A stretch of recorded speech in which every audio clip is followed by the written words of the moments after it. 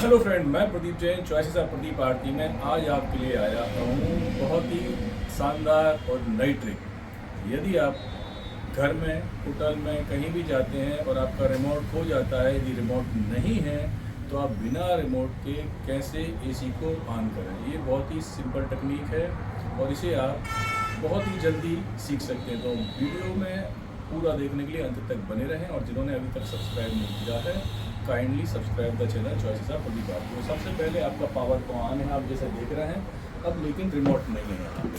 तो इसके लिए एसी के में ये देखिए, इसको ऑन करने के लिए ऐसा जगह रहता है खोलने के लिए, और यहाँ जो है ये पोर्शन रहता है एक इमरजेंसी स्विच, और इसको देखिए, इसको दबाया, ये एसी 24 में ऑन हो गया। इसमें एसी सिर्फ 24 में ही ऑन होता है। जब आपका एसी ऑन हो गया आप एंजॉय करिए, बाद में रिमोट ढूंढ लीजिए और एंजॉय कीजिए। Thank you.